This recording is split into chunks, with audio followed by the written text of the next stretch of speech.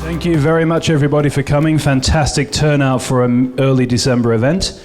This is one a lot of people have been looking forward to, and we at the Blockchain Association of the Cayman Islands are delighted to bring this event to you. We have Renko, who is head of protocol at WorldCoin, W, who's one of the directors on the WorldCoin Foundation, and Raoul Pal of Real Vision, who is going to be having a nice fireside chat with the WorldCoin team. So I'm just going to quickly talk about the Blockchain Association, then the WorldCoin team are going to do a short presentation, then it's over to Raoul to conduct the evening as he sees fit. So the Blockchain Association of the Cayman Islands, this sort of event is what we're all about. We're trying to build and promote the Cayman Islands as the leading jurisdiction for all things related to blockchain. We have for many, many years been one of the premier jurisdictions for this sort of activity.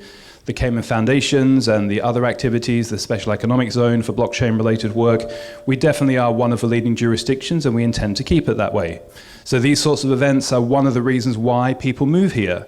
It's not just having the structures here and the service providers, it's also having a thriving, vibrant community across all areas of the space, and you're all a part of that.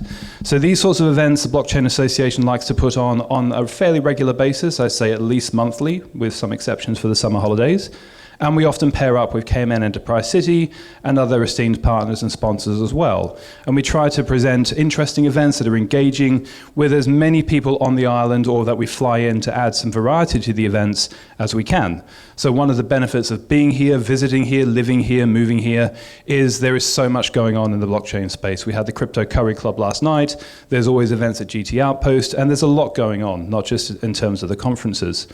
So this will be a really interesting event. Thank you all so much for coming. And I'm going to hand it over to W or Renko to do the presentation. We'll then hand it over to Raoul, and we'll say a few words at the end. Thank you. Hey, everybody. We've met some of you, but not all of you before. So we're just going to do like a speedrun version of the presentation of what we're actually building in the first 7 minutes to level set with everybody. So we're on the same page about the basics, and then we'll jump into the discussion, which should be very, very fun, and we hope to include a lot of you in this. So thank you for having us. Thank you for moderating. Fun evening ahead. We're creating the largest the largest financial and identity network by giving everyone the ownership in it. Why this is important right now? Because you need infrastructure for when stronger AI arrives. And once this happens, and when we were explaining this to people 2 years ago, it was like, yeah, we don't know when it's going to arrive. Maybe it's 5 years, maybe it's 10 years, maybe it's 100 years. Now we think it's going to be faster. And you need to know 3 things, like who is the human on the internet, you need to be able to govern those systems, and you need to be able to redistribute wealth to actual humans. And we'll dig deeper into that in the discussion like way deeper, right? And at the same time, we are delivering on the original promise of blockchain to have this scalable and global, efficient, and totally inclusive financial system, which a lot of people in the space came for years and years ago, but we're still very early in this journey of scaling this to the world. So we have the World app, who already has the World app? Okay, 20% of the room, much room for improvement. You can download it right now on the App Store, just type in World app, and we'll onboard you later if you want to try it out, or maybe you just test with it, do some test transactions, give us feedback. That would be great. But we'll show you how many people we onboarded to the World app. This is what you get first, and then you get, inside this app, you get World ID by meeting the orb, right? The World ID is our way to proving who is the human on the internet in a totally privacy-preserving way, which Remco will walk you through in a second. We also have World ID SDK. You can play with it today. There are some announcements in the near future about new functionality, but we already have over 1,400 developers that are building on it, trying it out on hackathons in different settings, and they have shipped over 350 different projects. To date, we have onboarded about 2.5 million users using the orb, so these are the verified humans in the app. This is very early. The goal is to go to roughly 10 million a year after launch, 100 million 2 years after launch, and we'll see how much time it takes to 1 billion after that, but we hope to get there fast. It seems like after first billion, it's all easy. The first billion is kind of hard. There are right now 155 orbs operating in the field. This is still like pre-scaling push, but we hope to do that soon. And active users this month, 630,000, very early on a humanity scale, but pretty good for a blockchain project. We're very happy with that. How does this actually work? What does the orb do? We already got like a bunch of questions in the discussions before. I think Remco is the best possible person in the world to walk you through that. Thank you. Yes, so let's get the orb out of the way, because it's kind of an eye-catching device that we came up with. It's actually also an amazing growth hack because you get so much attention once you walk around with an orb, but it's there for a very important and very good reason. So part of the mission is to have this proof of personhood, like this concept of like, hey, I'm a unique human being. I haven't done this particular thing in the digital domain before. And that unlocks a whole number of possibilities. The projects can do fair voting and fair airdrops, things that are currently blocked on this one concept. So in order to solve that, you need to have a way of bringing this real world concept of a human being into the completely abstract digital domain of numbers and cryptography. That requires a clever solution. We've evaluated a number of different options here, like Web of Trust, which really doesn't scale as well. Biometric solutions are a natural way to have the best user experience, the highest assurances that people are not committing fraud within the network, and so on. So then you go look at, okay, what are the options in biometrics? Everyone knows fingerprints, but did you know that your fingerprint is really not that unique, and there's like tens of thousands of people that will have a matching fingerprint with you? Same thing for most of the other biometrics. They're great like to prevent your front door from being opened by other people in your neighborhood, but they're not great to like have your front door recognize every single human on earth, and also your front door doesn't need to. This case, we need to. That's why we needed to go really into the weeds in these kinds of solutions, and we came up with this device, the orb, which uses irises. The human iris is really beautiful and has tons and tons of uniqueness in it. Even if you have identical twins, they're completely random, high entropy, and very unique to you. And kind of an interesting side benefit is also that they are consensual in the sense that to see someone's irises in sufficient fidelity, they need to actively participate and aware of this happening. So there's no risk of like people like lifting your iris images of a wine glass like you can do with fingerprints, which is rather nice. So we've worked hard at creating the very best hardware out there, because the off-the-shelf solutions, again, are made for authentication purposes, like protecting doors, not for recognizing uniqueness, which is a substantially harder challenge. This took a couple of years, but it's solved now. We know this works. It's been tested. We can manufacture these at scale. We know that they work in the Sahara desert conditions and in like the Siberian permafrost. So this is the device that we're putting out there. Again, it has like it's ahead of the industry standard in terms of like the fidelity that it can do. The other important thing with biometrics is don't make the mistake that your biometrics are some sort of secret, that like a private key that is the key to entering. The thing with biometrics is, like giving fingerprints again as the example, everyone can know your fingerprint. You leave it all over the place. But that's not the thing that authenticates you. The thing that authenticates you is that only you have this fingerprint on a real live finger. And the same goes here. So a big part of it is also like making sure that it's actually looking at a real human being. That's the secret sauce of the orb, and it's really not that secret because we open sourced like most of the hardware and soon also the firmware, and we'll get to that, but we actually want to open this up as much as possible for other people to build their own even. Of course, with biometrics you have this question about privacy that immediately comes up. and actually, this is one of the like important strengths of the protocol. So the nice thing about biometrics is that you don't need to use your passport. You don't need to provide us with your name or any of these details. There's nothing in there that identifies you outside of like the beautiful patterns in your iris, and even those are only used during sign up, because you're signing up using something that we call World ID, which is just like a key that you generate, like in your wallet, like other crypto wallets have a key. It's a separate cryptographic mechanism, but you have a key, and when you sign up, this key gets registered as belonging to a unique human being. And from that moment on, in order to do things that use the protocol, you can create what is known as zero-knowledge proofs. So unlike regular digital signatures that reveal who the signer is, we go a step further and we just reveal that a valid signature exists, not even who the signer is.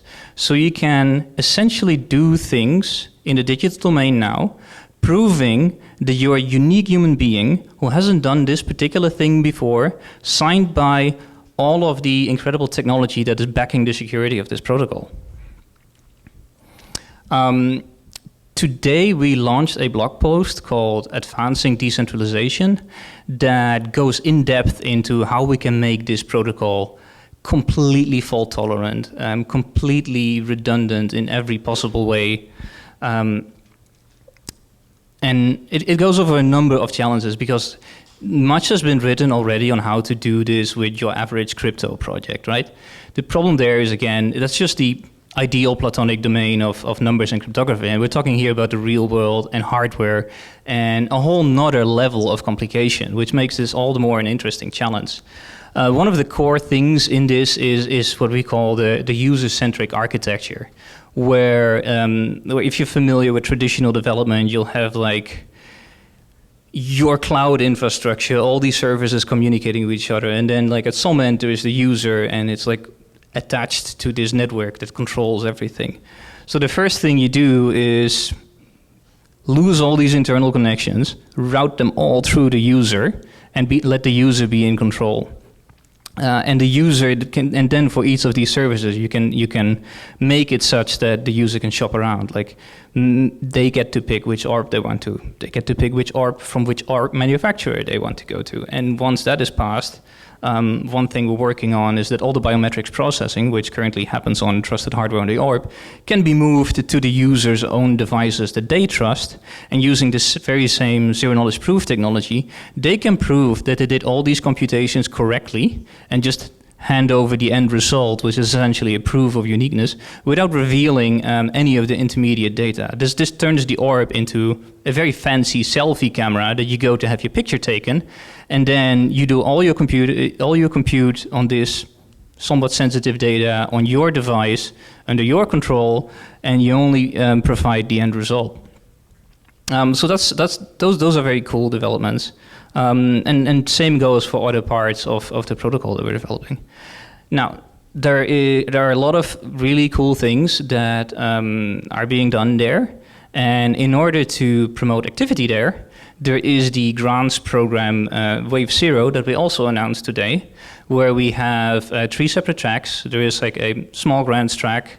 I think, what are the numbers again? We'll get back to that later. It's up to 10K equivalent. Up to 10K dollars equivalent in WLD token. Yeah, for the small grant is up to 10K WLD. Then there is a like project grant for if you have like a bigger idea, which is I think up to 50K USD in WLD. And then there is the open track for people who are ambitious enough to want to start their own entire ARP factory. We also have an RFP list with many ideas. Of course, some of them relating to making the ARP more fault tolerant.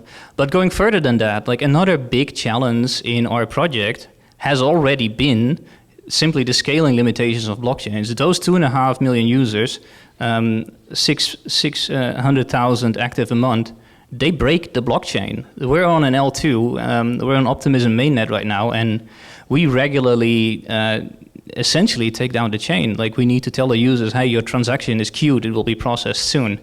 This, of course, is not sustainable if we are being honest about blockchains becoming the financial infrastructure of the future. We need to be way, way more serious about these scaling problems. Fortunately, it's almost at this point a matter of engineering, not of research, so it can definitely be done. And we have grants in there to incentivize that as well. Now, a little teaser there. We're thinking about L2s, of course, and what we can do there. So more about that later. And with that, I'm handing it back to Dolly.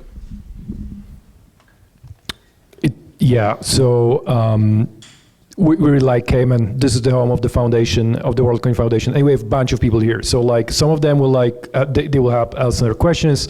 The rest of them, please clap later. But if you're from the WorldCoin team, please wave now. There's Philip, who's part of the founding team and director. Pascal, who just joined us as director. Jacek, who is driving legal as board advisor. Josh, who lives in Cayman, and you probably all know him. And in the back, Sonia is waving, in-house counsel. And I have seen David also, who's who's one of our board directors, and we just had a board meeting earlier today. So we already did a bunch of meetups, 2 or 3 meetups on the island. We'll definitely do more. Always hit us up, especially if you want to help us speedrun the WorldCoin Tech Tree, build anything with grants, or know other people that should be building things with our grants. And that was slightly longer than 7 minutes, I feel like, but maybe we covered the basics with that, and let's jump into the actual interesting discussion. Yeah. So many questions. Okay, where do I start? I want to start with, we were talking about this before we started, is why did the narrative go so wrong on what's really a humanity level important project? You know, the whole simple idea which you eloquently laid out here is in an age of AI, we need to prove this. And yet it all came down to the shiny thing there. I'd love to know why people still don't understand. I ask all the time. I've done whole videos with tens of thousands, hundreds of thousands of views about the need for this. And not one person has come back and said it. I can take first step, but I think Philip is here, and he's been with the project from day one, when they started working on this with Sam Altman, who obviously knew day one that this will be super needed, right, when AI arrives. And now everybody's yeah, that's very needed. And people are on this page. We're building great community. There was a period where we just rolled this out and it went less than perfect, comms-wise. I think the background on that is we were a group of 20 nerds back then writing the post for long time without any comms people, without any marketing people on board, literally 0 of them, right? And just convinced that if there is going to be sufficiently long and precise blog post answering every possible technical question, people are just going to interpret it the right way. And that didn't go exactly according to plan when it was first rolled out, but I think we're on top of this now. This is Foundation is a small organization of 12, 14 people, but the development company, Tools for Humanity, has great marketing and comms department, killing it on the interviews and on promoting the project. Sam is also speaking about it in a great way. I think that has been fixed. The narrative is being simplified a lot. Philip, do you have more insights from the first rollout of the comms, or this is just something you want to forget? It's pretty much as you said, underestimating that you need comms. Yeah, so yeah, if you're in comms or marketing, now we understand why you're important. Kudos, yeah. I think another aspect is that back then, Sam obviously was way ahead of everyone in seeing the importance of AI, and similarly, he was way ahead of everyone of seeing the drawbacks. So he could connect the two together and figure out what was needed early on. If you went and say that, we need global financial infrastructure because of the impending AGI that is coming 5 years ago, it would have been ridiculous and no one would have even understood what you were talking about. So that's one element. The other is that in order to actually solve it, you need a gigantic network, and there isn't really an like intermediate solution in there that is very accessible. So it makes sense to have other intermediate steps in there. So this proof of personhood network, even if it's not immediately of the scale necessary to create, let's say, governance for existential risk, there are early wins that you can have there that can further your growth towards this final goal. Like having these early wins along the way in a narrative domain helps you get to this gigantic, ambitious target at the end. Out of interest, why not just do zero knowledge proofs with standard KYC stuff and say that that's good enough, as opposed to doing it biometrically? There's some downsides to KYC. People have multiple passports. A lot of people don't have passports at all. So it's not exactly one-to-one with humans. The other, of course, is privacy issues with it. But it is an interesting question, and there's actually interesting things you can do. You can do zero-knowledge proofs over passports, but you're missing this like hard humanness check. And the funny thing is, if you combine this technology with zero-knowledge passport, you can actually realize that. And then you can have hard humanness checks that also allow you to, let's say, zero-knowledge proof that you're not part of some sanctioned country. And it can be part of the KYC process in the end, is if you prove this and it's attached to something else in your wallet that gives you your KYC, it gives you a lot of proof. The element of being given the proof of person, how does that stay with you as a soul-bound NFT? How does that process? Is it a soul-bound NFT? What is it? It is not. It is not. So soul-bound NFTs are not private and anonymous in the sense that we're doing it. Right. You could create a soul-bound NFT and make it such that everyone can claim exactly one with their world ID, and now you have your soul-bound NFT on-chain. And if someone wants to build such a thing for whatever reason, actually apply to the grants program. That sounds interesting. I would love to hear your reason. For me, I don't think there's a difference like between having a persistent identity and having a proof of personhood.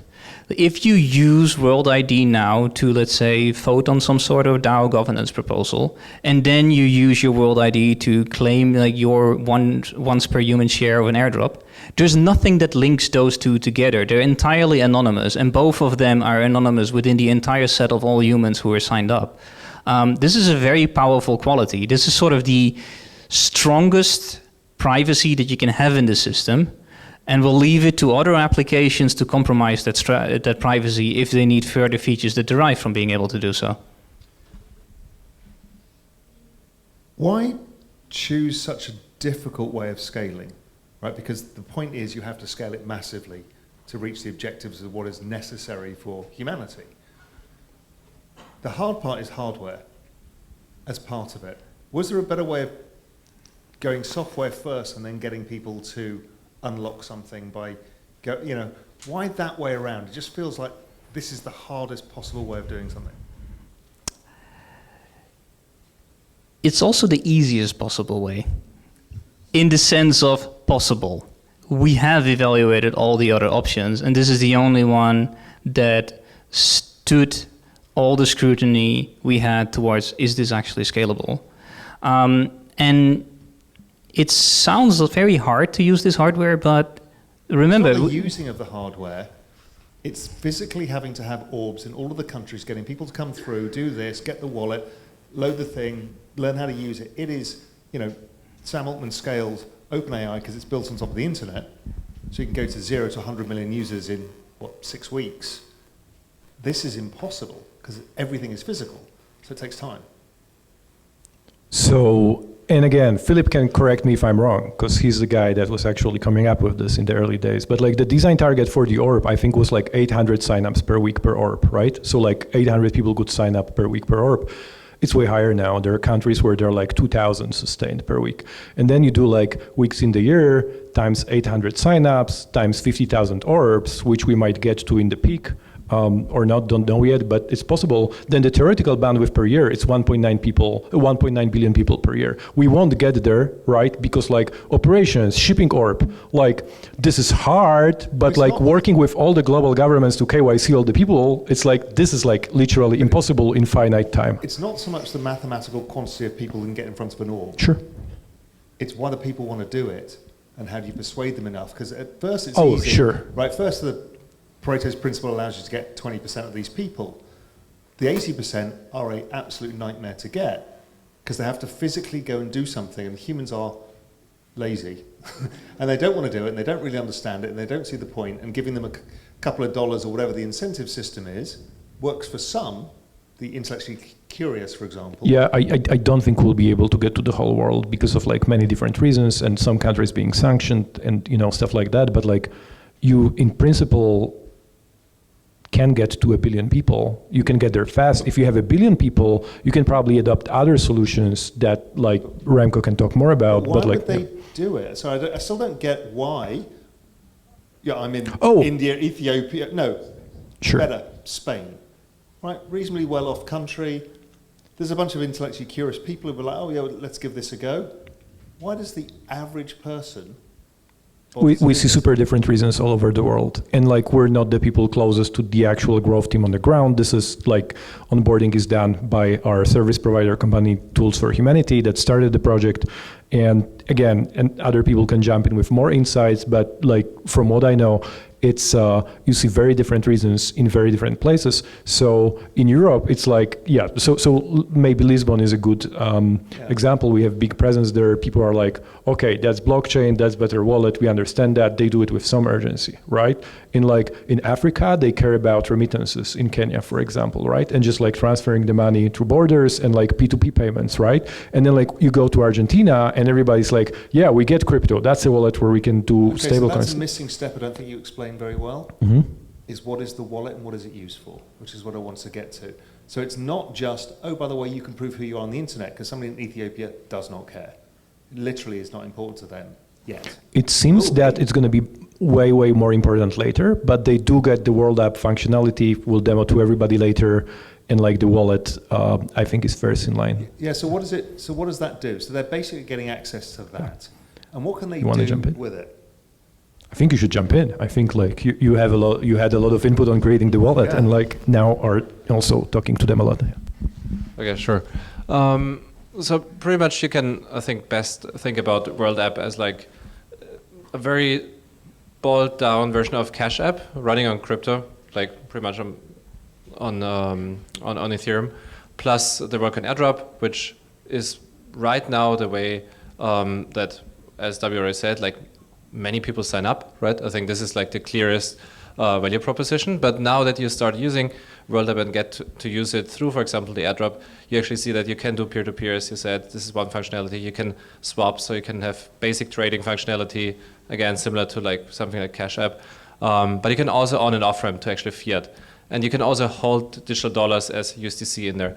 So these are the major functionalities. And then, of course, there's World ID as like something that like maybe some of you are familiar with, like Wallet Connect. You can actually connect it to a third-party app through your browser, or like the in-app functionality in the app, and then you can use it as a proof of personhood. But I agree, majority of the usage we see on AD airdrop be transfers peer-to-peer. That's kind of the first two, and then third is somewhat mixed swapping and other usage. So going through the sign-up flow, essentially, you set up, or people come through, you say, you scan your iris, you'll get an app you can download. Within that, we'll deposit some WorldCoin within it, and now you're free to use this new financial ecosystem based on blockchain technology. And what do most people, again, it's easy, like a bunch of people in this room, they'll all do it because they're all crypto people, but how does the ordinary person think for that? I mean, the $2 is not, in Portugal, it's nothing. So they don't really think about that. What is motivating them? What do they think they're going to get? I mean, it's not about the Or is it the- $2, right? It's like, so the whole framing is, also Remco said, is like, this is a, like, as people think about it or feel about a project, right? It's not, I'm getting $2, but it's like, you actually get ownership in a project, which seems to be somewhat important for the future. And yeah, it might be whatever that, you get $2 for signing up, which is actually not correct, but actually people care about having some ownership in it, right? And this is also how it is perceived in the app and presented in the app. So I think the ownership part is way more important for people actually, and how they perceive it versus the cash amount. And yeah, it's not that people just cash it out, right? It's like you see people holding it, you see people using it. Yeah, I only ask these questions because I think it's important for this project to scale. You know, the other thing about the scaling question that's always in the back of my head is how are you going to get Web 2 to be able to use this for authentication? What do you need to be able to do that? Or can you just do it as a layer on top? Or how does that work? That's a chicken and egg problem, right? Like on the one hand, you need to scale in order to get the application developers to use this as the main defense against fraud and Sybils. And once you have a lot of applications that use this, like you could imagine the entire world of online advertising, which is horrible and nobody likes it, being replaced by companies handing out free samples instead, which is how we do it in the real world. But we can't do it in the digital domain because of the fraud factor. This we can solve now. You can make it such that someone can actually only claim their free sample online once or multiple times, but you can set the limits now. We have the technology. Once application developers start to realize the power of that, and that's just one aspect. There's these other domains like, hey, you can actually use this to create communities that are resistant against spam and bot and sort of this like manipulation of the information space that is going on. You can have applications in which the users actively participate. You can have communities which have a form of collective governance based on things like democracy, quadratic voting, you name it. All these things currently impossible now become possible. All of them also, in order to be meaningful to people doing these projects, need to have enough scale here. And there's kind of two ways of looking at what is enough scale. If you're a new project setting out to build something that requires this, you would be willing to try this out. Try out using World ID because it gives you immediate access to these 2.5 million users that are already out there. So this is something we'll likely see, or we're actually already seeing this at the moment. People using this mechanism. If you are like a giant pre-existing like internet Web 2 organization, obviously you're not going to put World ID in front of it as your Sybil protection mechanism and limit yourself to the subset of your current user base that is also part of this 2.5 million. That would be ridiculous. But there will be a number when this starts to make sense. And the goal is to get to those numbers, like get to the numbers where like the early applications make sense. The like early ones are, for example, couponing. I think we've already seen some actually real-world shop owners thinking about whether they can give people discounts, coupons essentially, based on their World ID. It's also an idea we've done at conference in the past. Like just hand out free coffee. You get 4 free coffee a day at our stand using your World ID. We can do these things now that weren't possible before. And the more we scale, the more interesting that would be because the base of users who can do these things become more interesting. So that's how you solve one side. The other side, of course, is that as a user, you want to do these things because you want to have access to all these things that are now offered to you. I think we'll see in 2024 as we scale user onboarding way faster. In a bunch of geographies, we're going to get to this crazy local density when like half of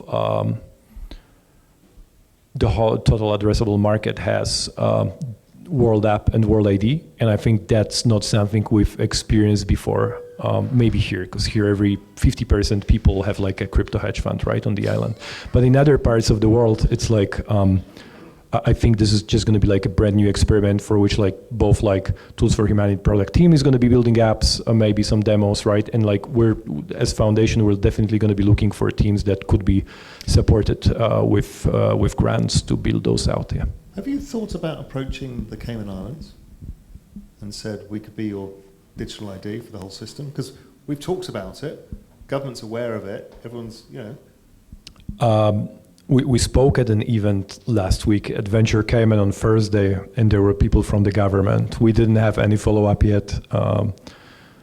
Would be fun to integrate and do something So together they've for talked sure. about this, Yeah. and they're looking at, you know, what they can do to move forwards. Government's a bit dysfunctional right now, but well, in fact, it always is. We don't comment. Yeah. But you know, here you've got a small nation state that's actually, you know, has kind of got world-class infrastructure in terms of legal infrastructure, everything else. It's kind of, you know, flagship stuff like that. It's kind of interesting. You should definitely, if you're here, definitely talk to people. Is there anybody from government here in the room? There you go, small island. So yeah, let's talk about this right after. Great point, yeah. Okay, so I'm just moving forwards in the story now. So we've now got hundreds of millions of people. They've got their irises. They've now got their wallets. They've got some proof of ID, which is starting to get accepted in various places and has various use cases.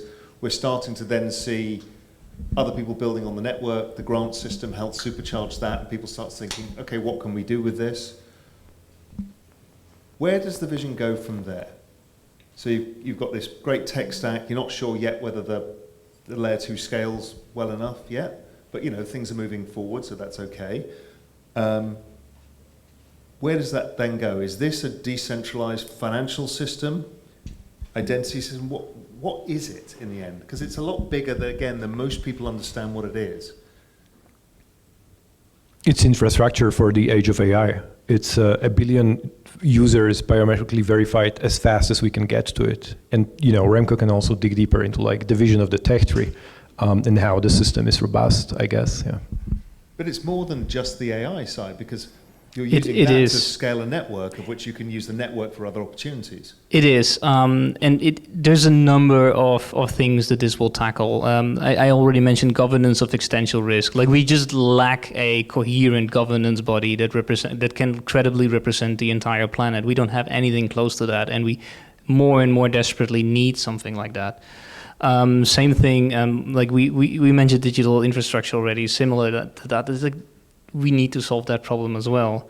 AGI is just a currently very hot topic example of that. Voting is the other one. I know Exactly. the paper that came out today, one man, one vote, that kind of infrastructure. Yes. For example, making sure that everyone has a voice, or just getting a little bit more creative than the current models we have for governance. What we don't want to do there is push a particular solution, because it would be incredibly naive if like a handful of to think that a handful of people in a room can come up with this, with like the solution that would solve everything here.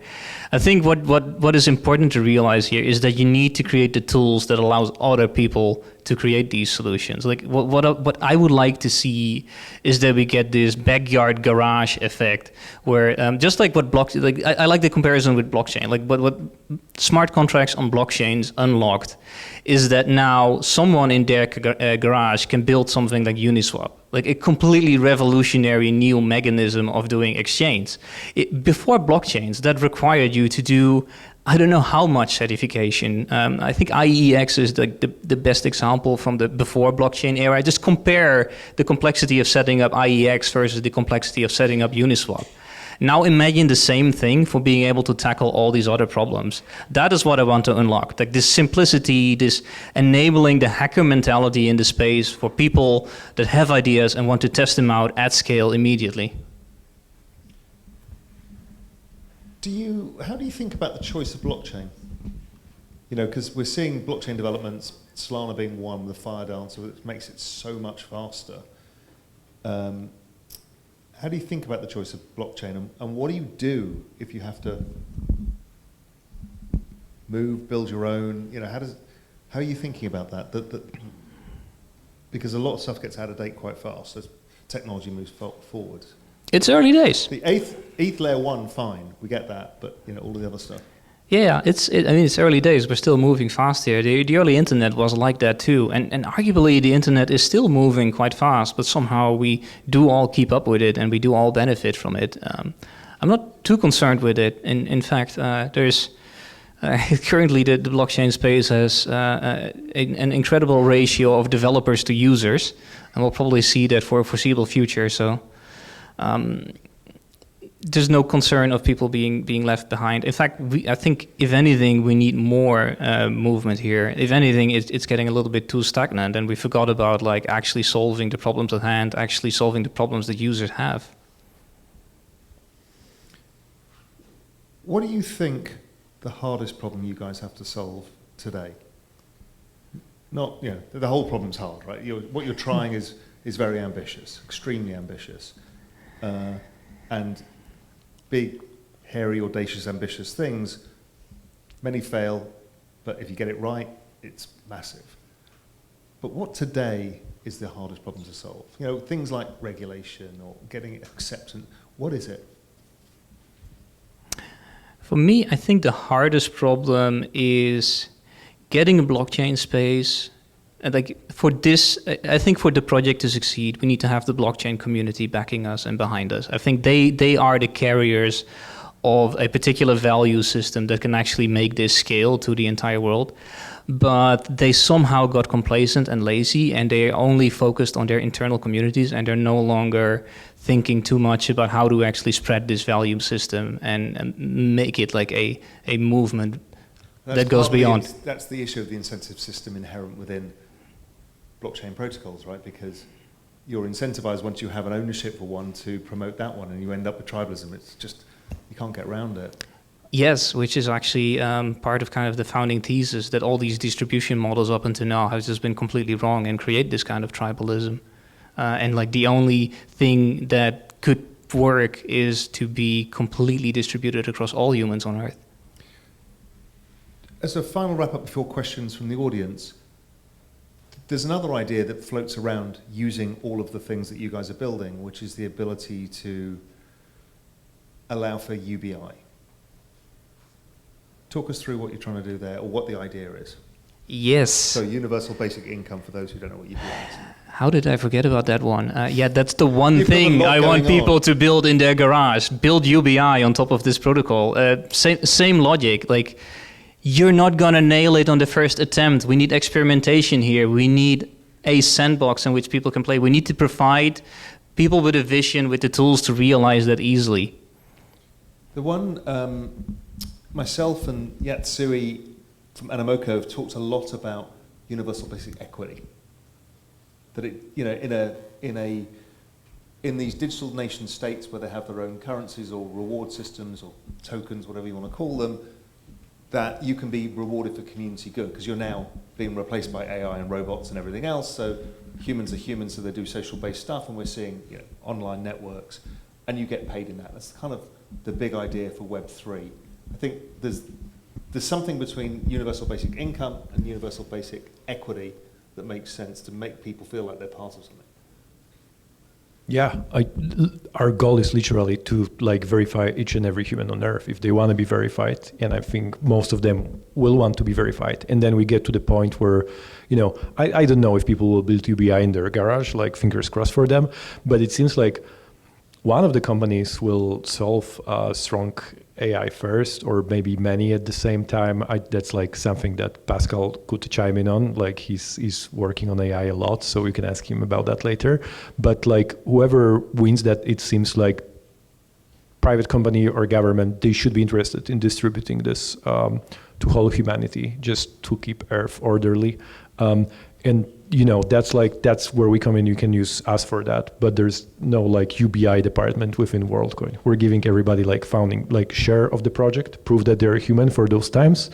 But I'm not aware of department in any of the entities working on the project that are actively trying to solve where do we get the money for UBI. I think you're about to have the biggest marketing campaign in humanity about to happen in the US election. Right, you've just seen the latest versions of ChatGPT-4, the modal. We're just seeing what's Midjourney have done, what Stability Vision has just done with the Stability AI. Right, there is no way anybody's going to know what the hell is real and what's not. And don't forget, the election really campaign doesn't happen until the summer.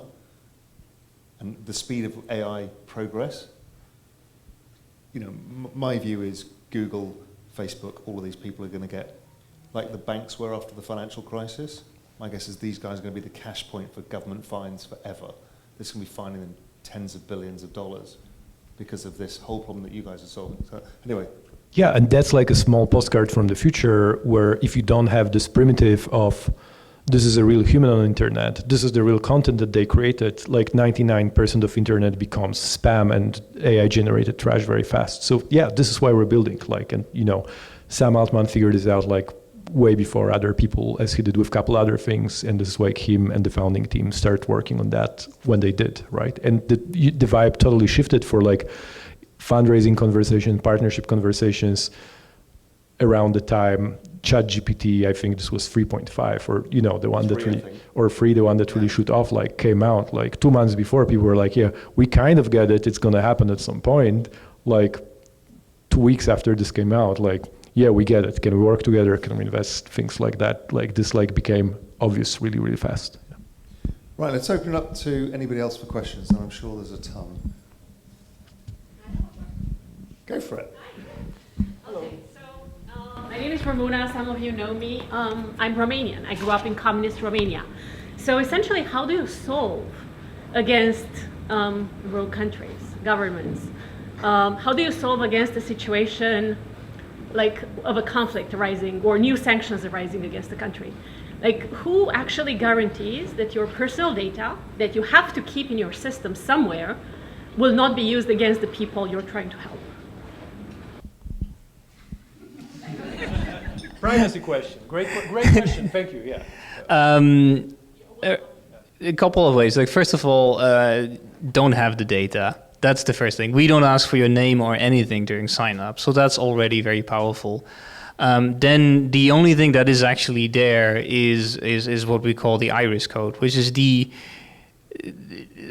piece of information that is derived from the biometric that is then matched against all others and made sure that it's unique enough. There we are researching ways, and it's also part of the grant program, how we can improve the state of art of cryptography there. So this can also be fully spread out over multiple machines and essentially make this data public in a way that it is only usable for just the sign up and uniqueness check and nothing else. And that way you have a completely level playing field. No one has an advantage or a disadvantage over any other player. No government can do more with this data than like a random other individual. So it's a level playing field, but no one having the advantage. Also, that's holding WorldCoin to a higher standard than any other single infrastructure, because everybody in Romania or whichever country you're in is using a credit card, has a bank account, has a driver's license, is at checkpoints, have a passport, goes on Google, goes on Twitter, goes on Facebook. Every single part of that is being tracked by any government that they want in various ways. So we have to be careful of how accountable we need to make something. You know, there's no perfection here, but everybody sold their soul to the devil a long time ago. Literally nobody, Google and Apple know exactly where we all are, that we're all together. They've read it from your diary, they know what the purpose is, it's all there. And we say, you know, on Twitter, well, I'm not going to go and do that because, you know, that's got my privacy. While you're saying it's on Twitter when you verified yourself with your credit card, exact location, who you are, kind of. So what we're doing right in the blockchain space is that we empower the user. We put everything on the user's own device. There is no, like, if you have a crypto wallet, there's no central entity that has the records of all the crypto wallets out there. It's all self-sovereign, as they like to call it, and the same here. But we need to go further than that, because blockchains right now, all the transactions are in public. It's a level playing field, but it's a playing field in which everyone has a lot of leverage. That's not great either. So we need to get serious again about introducing privacy in these systems, which has always been a core value, but it's been sort of neglected because no one really knew how to do that, at least up until fairly recently, because we now have very sophisticated new cryptographic breakthroughs that allow you to actually solve these problems. And we'll see those getting rolled out in the next couple of years. And we will be very, very heavy adopters and promoters of this technology. Any more questions? I've got a basically practical engineering question. How many times, it's not clear to me, how many times somebody looks into the orb? Is it only on sign up? Is that the only time that the iris is scanned? No. So a couple of things there. So yes, for sign up, you can do it only once. But what you're probably referring to is that you want some detection that it is still the same user actually using the account. Well, yes, but I'm coming at it backwards in that eye degeneration. You know, I happen to have that, and I know that 2 years from now, my iris is going to be different than it is now, and now it's different than it was the last time I got it scanned. Okay, gotcha. It's a really high performance scanner. Yes, irises do shift over time a little bit. I think our internal estimates are that they should be stable for 10 years, so we just do re-verification maybe every 5 years. The other thing is that we can further enhance security by combining the iris-based verification with an occasional face-based re-authentication on your own device. Like the combination of these two factors also enhance the overall robustness of the system. Any other questions?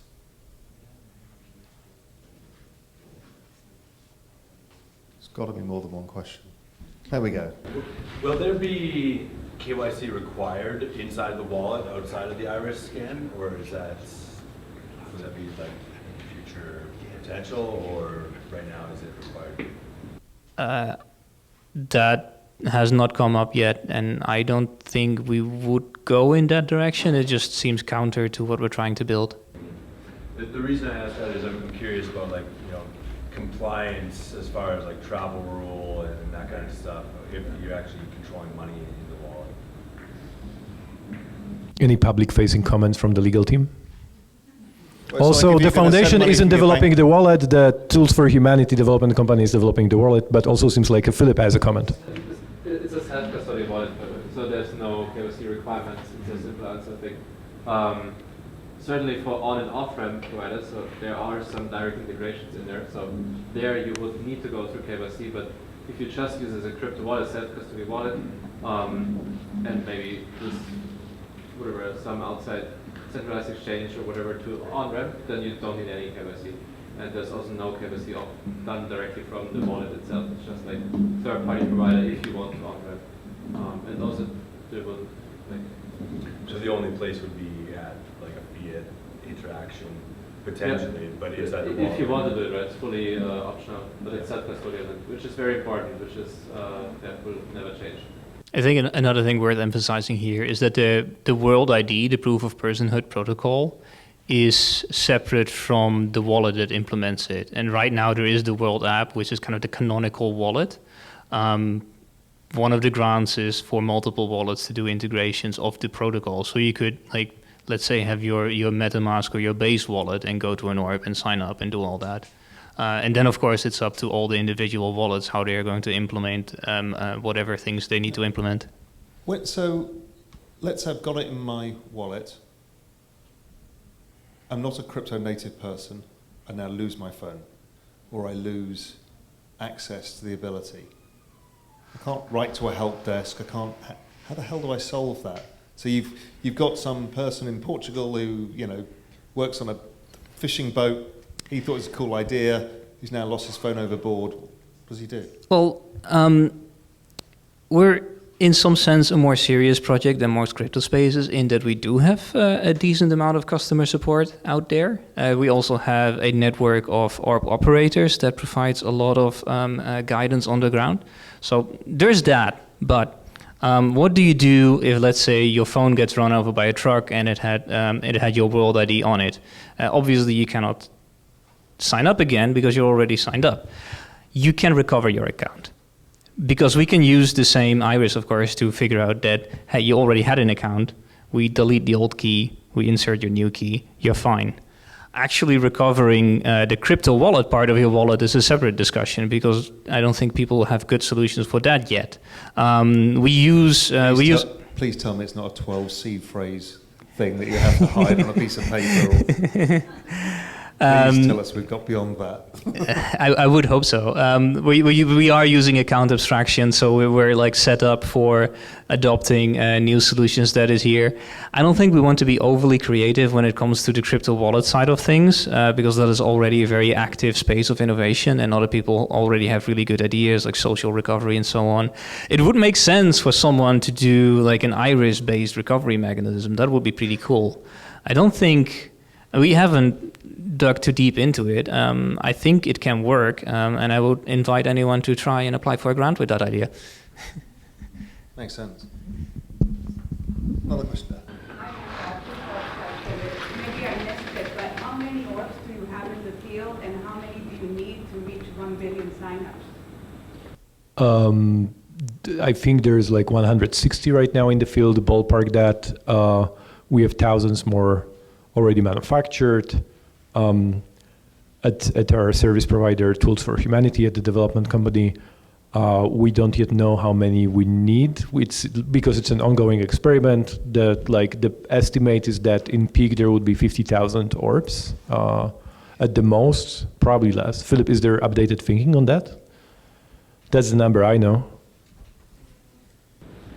Currently produced are 2,000, right? So it's also more in the field than you just got. I don't know the up-to-date number, but it's 2,000 ready to be rolled out. So yeah. Yeah, so thousands more, but this isn't the bottleneck right now. Yeah. And is there a lifespan to each orb? Certainly. Do we know what it is? A few years in the field, like 1 years. But full-time usage, so like way more than they actually use. So if you keep onboarding this like 800 to 1,000 plus users per week, it's like 2-3 years it seems. But obviously we have not been out with them that long yet. Any final questions? I think we've got there's more. There's one at the back there. Just a very quick one. Who controls the actual physical holding of the orb when somebody's signing up? Where do people physically go to use the orb? Because you've only got 160 in the field, yet you've got, I think you said 2.5 million active users. How do all those people physically come to the orb to sign up? There is a development company, Tools for Humanity, that is spearheading the growth. They had market operations department and they enter different markets. I don't remember what their arrangement is with like per jurisdiction, which each orb operator.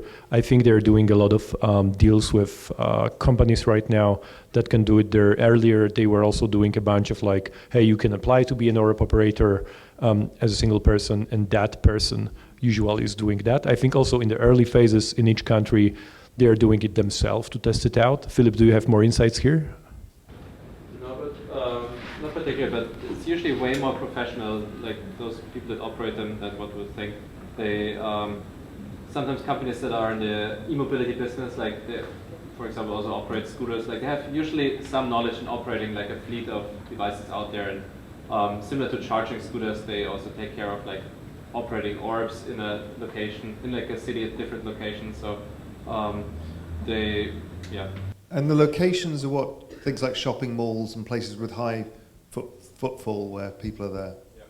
Different per country, also sometimes universities, like really varies per geography what makes sense. This is like the development company is over 150 people right now, and some of them are executives that before scaled like Uber, Lime, and all those businesses that had to roll out globally with physical hardware. Yeah. Okay. Another question. Yeah, just running off that. How does a user know that that's a verifiable orb for WorldCoin and not Wordle Coin, for instance? You want to tackle that? It's because you downloaded the World app and not the Wordle app. from the App Store. Right, but then how do I know that that's actually going to... It won't sync. Yeah, okay. Is that right? Yeah, correct. Yeah, the orbs have a secure element in them, and the public keys will soon be on chain actually, so you can just verify in a trustless setting that this is a genuine orb. Great. I think. Go on. There's another question at the back. Sorry, I love. So obviously this is meant to be anonymous to a specific degree. With like in a world of sort of ever increasing scrutiny on like anti-money laundering and anti-terrorism laws, how do you know that like with these peer-to-peer transfers, that with this anonymous person isn't using this for, let's say, ulterior motives? You know what I mean? I guess it's not the job of the blockchain because that's the technology. So in which case it will be the providers of the on-ramps, the off-ramps, and kind of does that make sense? You know, that's the it's answer like that saying Philip a gave telephone- before about this being self-custodial wallet, basically, yeah. Because if not, it's like saying a telephone company or a mobile phone company is now liable for all the crimes connected on a network. It's like, it doesn't make sense. One last question is not about privacy. Do you know that the UN refugee program actually used biometrics and blockchain, and were you involved with that? Yes, I'm aware of it, and no, we're not involved in it. They should reach out. We would love to help them in future endeavors in this direction. I think we have a good fit there. Yeah, there are a couple of like also programs that worked on a bigger scale. For like, I think the best example is India that rolled out Aadhaar program to over 1 billion people in India. And actually the founding CTO of that project that made it all happen is now working with us. So we have a lot of learnings from those other programs. We're also happy to share them with like the new upcoming programs. Yeah, I think I'll leave it with the Aadhaar project because I know about it very well, being half Indian and having followed this whole story. Many people might think, okay, this is a crazily ambitious thing. India rolled out both iris, fingerprint, ID to 1.3 billion people over the course of about a year and a half, 2 years. Nobody has ever done anything like that. And then they built an entire system similar to this called India Stack. And India Stack was all of the documentation, your KYC, everything you do. That was built on top of it. And then in addition, they built something called UPI, Universal United Payments Interface, that allowed instant payments with no middlemen, not using blockchain, which is the fastest, most highly used money network in the world now, and that's in India at zero cost. And then they allowed the whole fintech layer to be built on top. It's not wildly dissimilar, and it's been done before. It's not like it hasn't been done. I mean, in India, and I've seen people do it, you can actually go and buy things with a fingerprint. You don't need your mobile phone, you don't need your wallet, you don't need anything. You can do it by scanning your eye or with a fingerprint. Now, not many retailers want to do that kind of stuff, but it's to do. So, and then behind it is all of the other details. So now you can go to India, open a mobile phone account, which requires KYC and ML. KYC, you just go in, give your fingerprint, it gives you the rights, it gives you permission the rights to get your KYC information directly to the mobile phone company or the bank or the telephone company. They do it instantaneously there and then, done. No wait, no messing around. And India is the most bureaucratic country on earth, but it's staggering. I remember applying for a SIM card there once. Yeah. I had to get my photos taken and like 5 pages of paperwork. It took me 3 years to close a bank account there. Brilliant. All right, guys, thank you very, very much. I think it was super interesting. Thank you so much. We're here, we're hanging out here. We have the orbs. We can show you how the whole system works. You know who is from the team, especially the people holding the orbs. Looking forward to meeting everybody. Thank you very much, everybody, for coming. That was a fantastic event and a really good conversation. If you've enjoyed this event, the Blockchain Association, we're starting our membership drive again in January. We've got some great service providers. We'd love to have people in the industry who are working in this space, who are in projects, also join, be a part of the voice, and help Cayman to maintain its reputation. Thank you very much. We've got more drinks and food there. Thank you for coming and have a fantastic Christmas.